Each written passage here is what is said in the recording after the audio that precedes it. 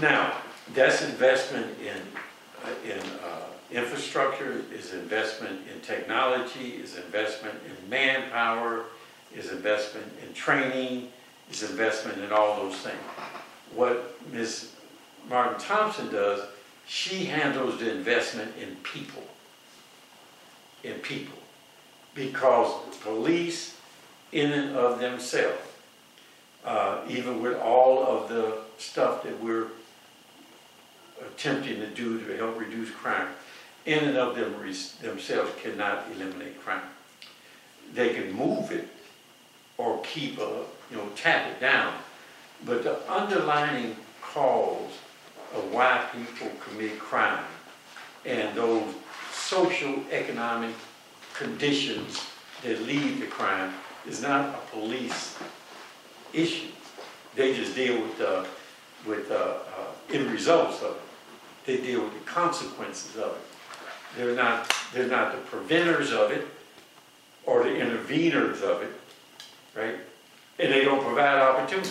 So this is prevention, intervention, and opportunity for youth and young adults. This is investment in people.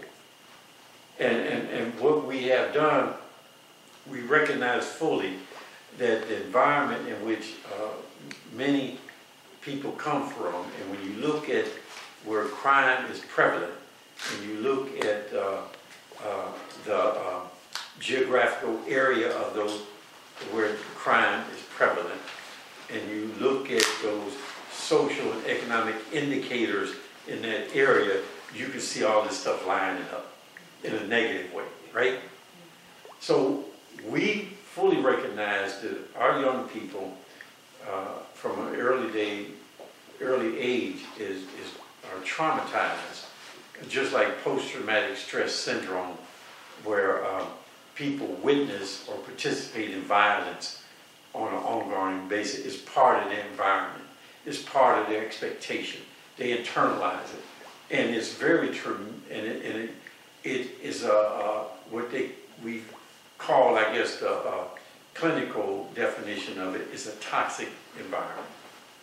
And a toxic environment produces traumatic situations and traumatizes people in that environment.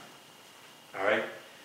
So what we did, we're taking steps to intervene and to look at how can we stop this process, and how can we allow for a better outcome for young people, youth and young adults in this environment, right? And Ms. Martin can now describe to you the details of that. So that's the context of how her initiative and what she's charged to do fits into this overall thing around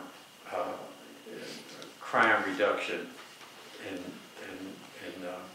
the reducing of violent crime in particular, and to do it under constraints that we have, since we don't control guns anymore, and to do it in a way that it gets a good outcome, right?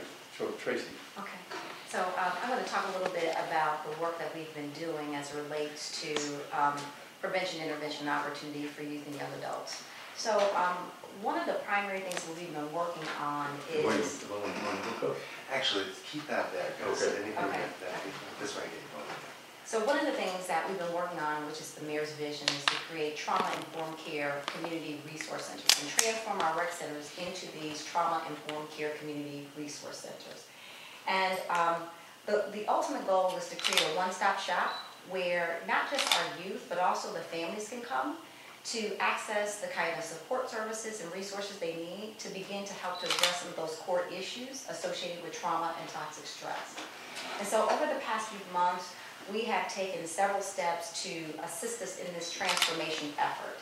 And so the first thing that we did is that we made certain that all of the recreation center staff were trained around what is trauma, what is toxic stress, what are the symptoms? How do you recognize those symptoms? And how do you engage with young people in a manner where you don't re-traumatize them? And not just the young people, but also the adults.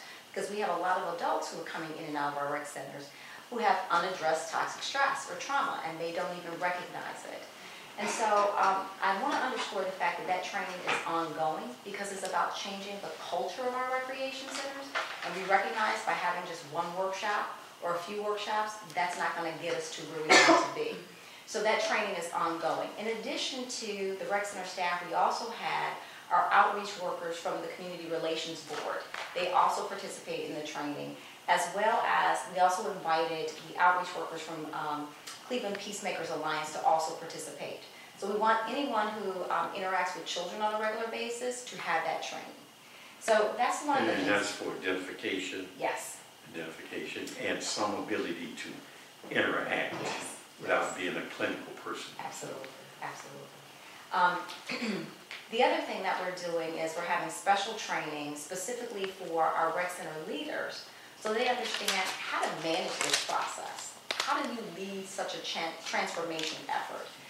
Because that requires a different set of skills and knowledge in order to do that work. So we'll be engaging them in that work also.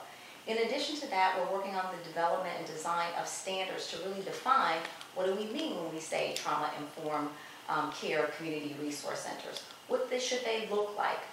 What are the actual policies and practices and standards that need to be in place across all of our recreation centers? So even if they offer different kind of programming, you should get the same kind of experience when you go into the recreation centers. So it's a cultural shift. Yes, yes, yes. So it's a deeper level of work than just, it's not just about saying, oh, now we have trauma-informed care community resource centers. It's about really changing the culture so that you know it, you feel it, and these are places where our children and families can go where they feel safe, valued, and respected. The other piece that we started to work on is bringing in social work trained trauma-informed care coaches into our recreation centers. We have a total of 22 recreation centers, and our goal is to hire 11 trauma-informed care social workers. And so far we have on board a total of 10. Each of them will be responsible for supporting 2 recreation centers. And so they're tasked with working closely with rec center staff to identify individuals who are in need of support services. And so what they do is work with the children as well as with their families to connect them to the appropriate community-based resources and support services that they need. So you have a person who is identified with having symptoms of being traumatized, having the ability with social workers and the clinical people and even with the rec center staff, because they're trained to identify, to kind of get them willing to accept help.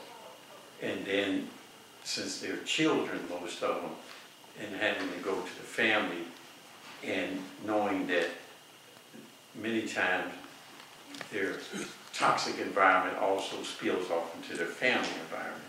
So to have that family then agree to go into some form of assistance and help to deal with whatever problems or challenges that they may have. And so the purpose of this coach is to be the connector between the services and the need.